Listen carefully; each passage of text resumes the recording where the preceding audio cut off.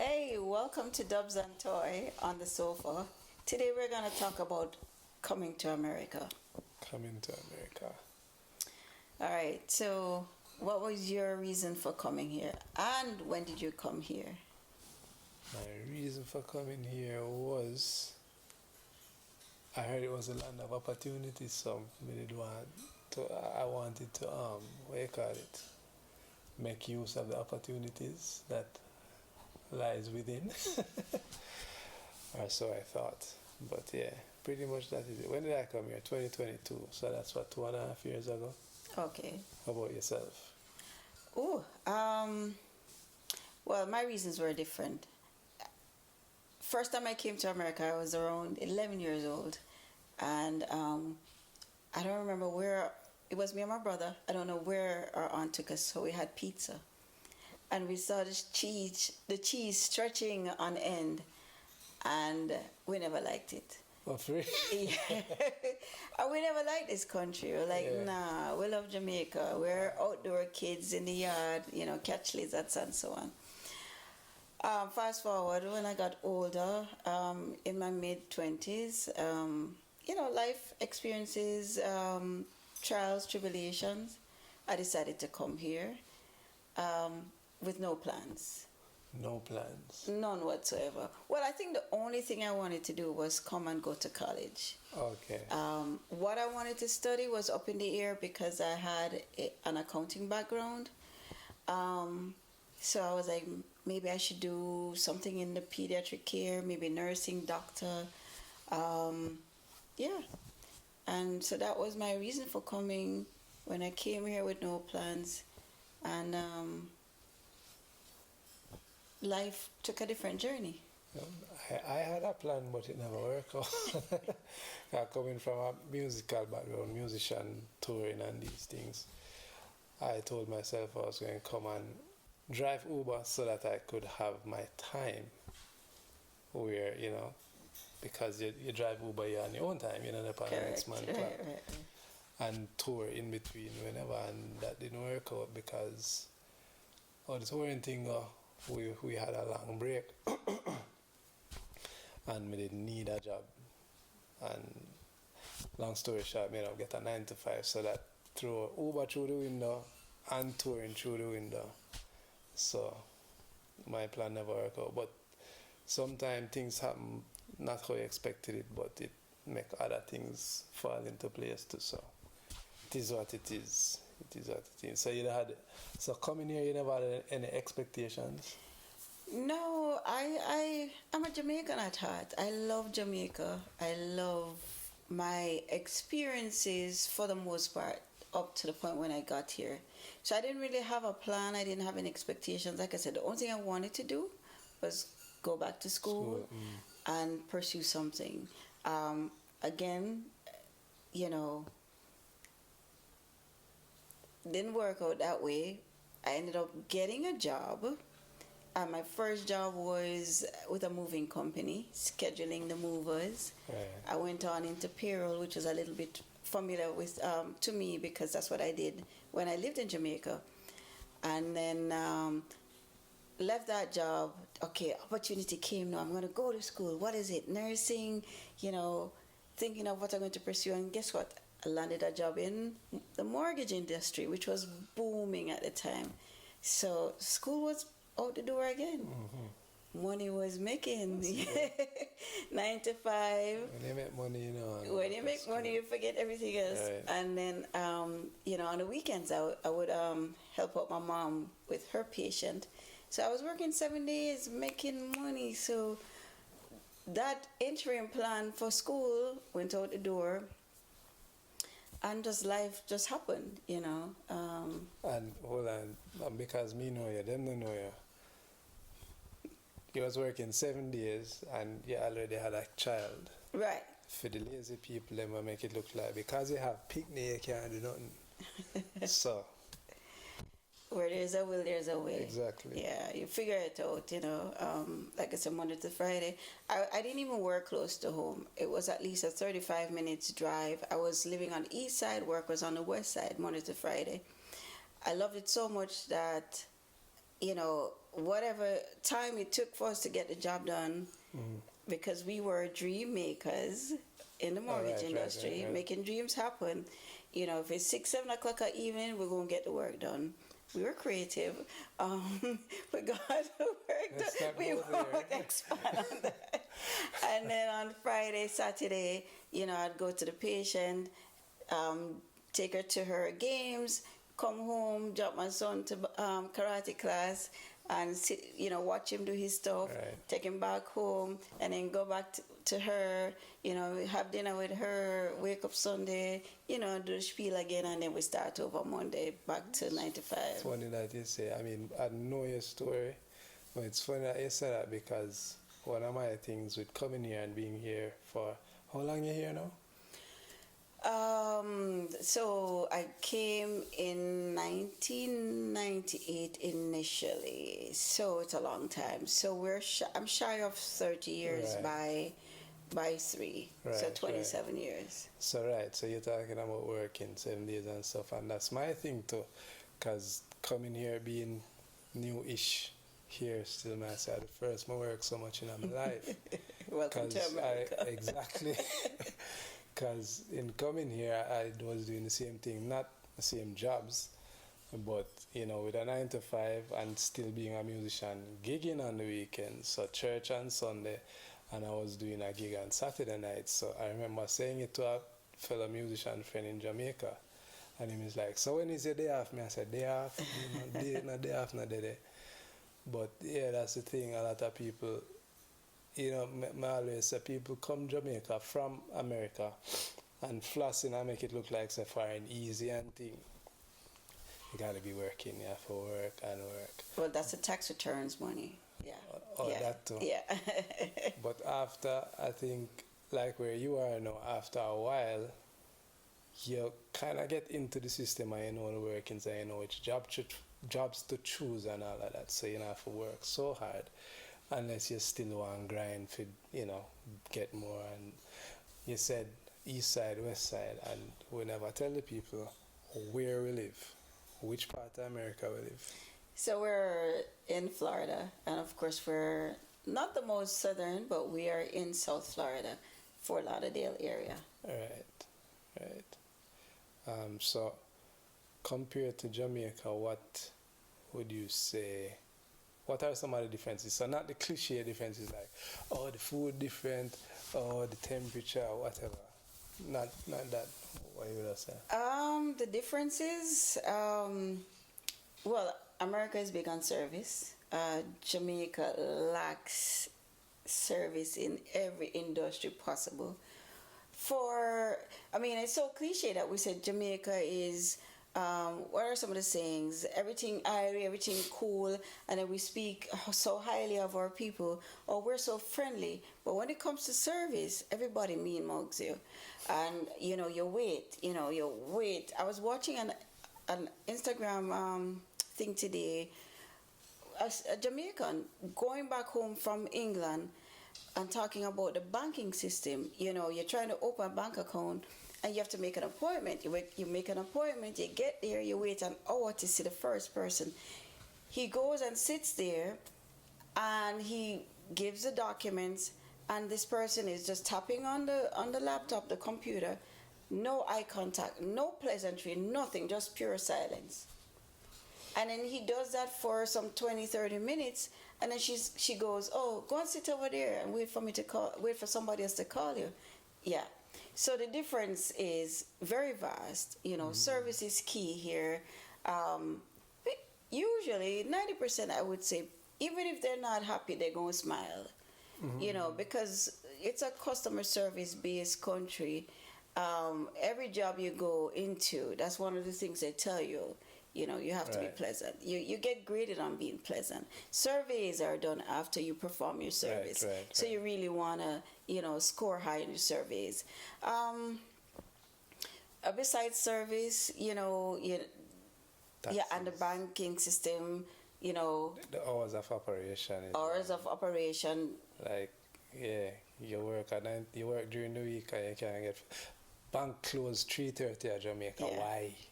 Yeah. Like, here's what 5, 6 o'clock. 5, 6 o'clock, and then on Saturdays most banks are open Open on at Saturdays, least yeah. for 4 hours. I mean, what happened to the people that work during the week? Exactly. And not everybody can take off time for go. And it's not everybody online savvy. It's not everything you can do online either. Exactly. And Jamaica don't take into account the elderly.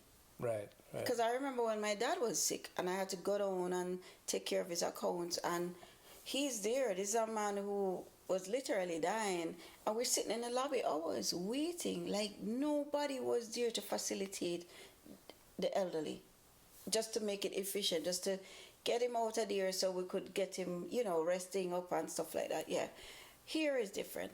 I mean, that again go to the service part. Go to the service. I mean, but Jamaica's still nice. Yeah, I mean, we love it for different. I love the party. One of the things every time I tell people this, as it relates to car insurance, what I pay now for car insurance for the month is what I usually pay per year at Jamaica. So things like that, people think things cheap here. My mother used to say things cheap are foreign. No, it isn't. Not really, no. Yeah. But I always say $1 is $1 anywhere in the world. Mm-hmm. So we can't keep going places and comparing, right, we're doing the multiplication. Okay, it's $125 for this or whatever. No, $1 is $1 anywhere. I mean, a bread to me here, especially after the pandemic, is very expensive. $3-4 for one loaf of bread. I mean, do the maths. It may sound cheap somewhere else, but $1 for $1 in terms of what you're making. Mm-hmm. Right. Yes, and that's what people don't look at.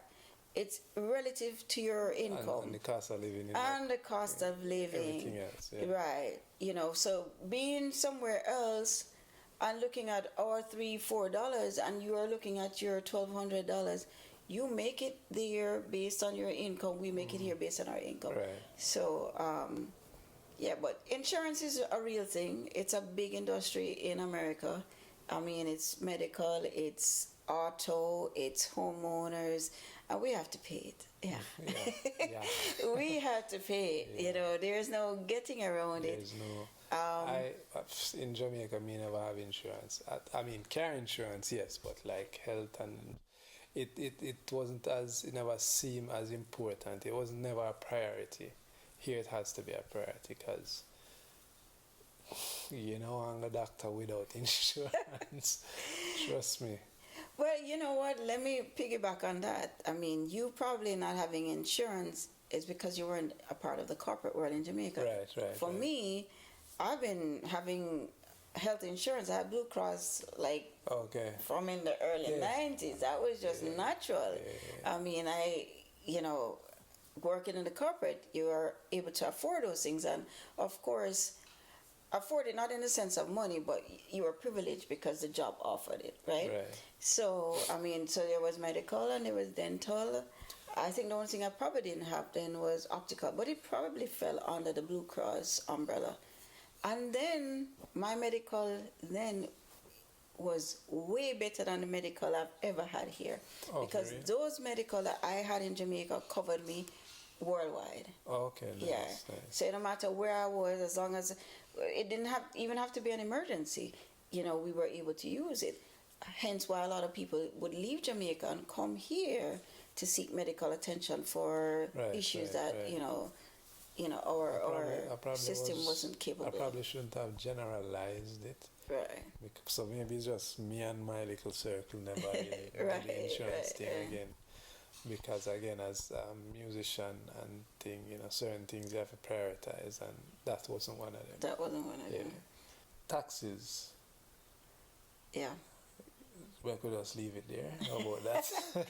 Again, being corporate Jamaican, I did payroll, so I know taxes was always withheld. Right. Whether it's bi-weekly, monthly, weekly.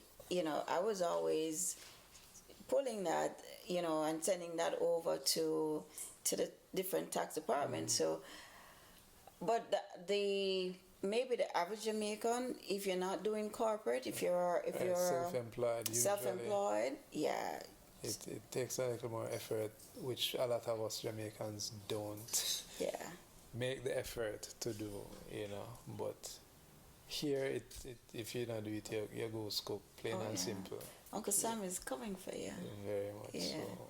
Yeah, and then it's like, okay, you want to make sure if you're making this that you're paying enough, because then at the end of the year, or I mean when tax is due, no, you're still owing. Even though you have paid through there, you still owe, Yeah, which you still owe. happened to me more than once. So And then you don't want to.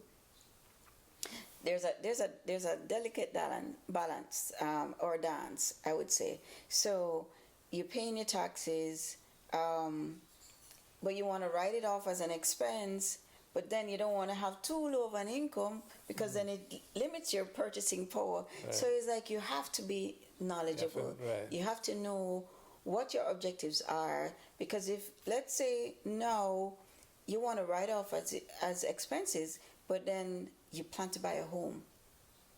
Okay, so if you plan to buy it next year or 2 years from now, you can't write off as expense, because then your income is going to be it's too going low. to drop, right? So so that is different. Jamaica is probably more of a carefree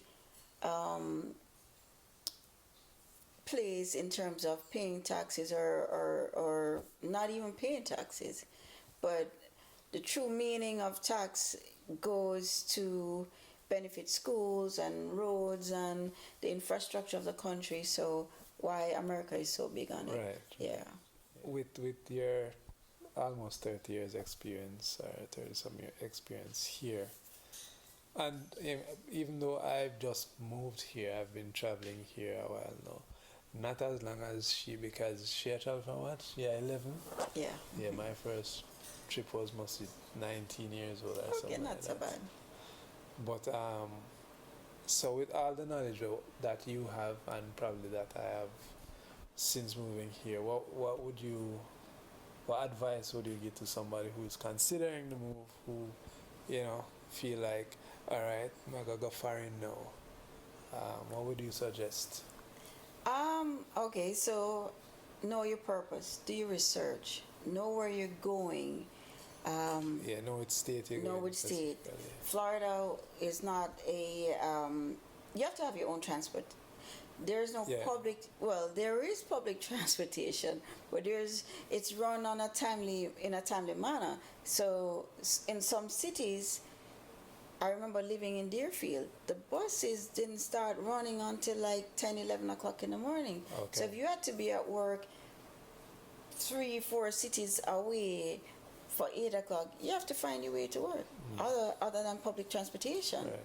So you have to know where you're going, know what's available, know what is accessible in terms of medical, in terms of school, in terms of transportation, in terms of job opportunities.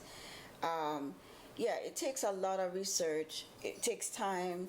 So if you're planning to go somewhere and you know people in those areas, call them up, and ask questions, because it can make or break your time here. Right. You can come here and it's so hard, you just want to go home, but then you can't go home because you're already given up so much to be here. So research. Come with a plan, come with a contingent plan, come with C, D, E, F, and G plans. Don't burn your bridges back home. Make sure you're leaving something behind just in case, because it's not a bed of roses. And there's always going to be some surprise. Mm-hmm. But my thing is, what I always say is, conquer your land first before you try to conquer anywhere else. So make sure that when you're coming here is because you tried everything. Okay. And you pulled all the stops. Right. Because sometimes what we're giving up is not worth what we're trying to gain. Interesting. I like that point then. But we never try everything, but I'm here. Yeah. And if you don't have a plan, you have to learn to bob and weave. Because some people take things to heart and jump off a building or whatever it is, but you have to have some kind of, what the word is. You have to learn to adapt. Adapt. Adaptability is key. Yeah. The things you're used to doing. Be prepared to do other things that you would not have thought of doing any at all in your life. Yeah. And just, come with an open mind, and be receptive and just be curious and ask questions and still stand firm on your beliefs. Right. Because if you don't do that, you can be easily led astray. Yeah. I think that is it. Awesome. I think that is it for now, at least. Well, I hope you enjoyed our conversation. This is Dubz N Toy on the sofa, and we look forward to getting your feedback. Let us know what you want us to discuss. And, hey, we may just call on you to even add to the conversation. Peace out for now.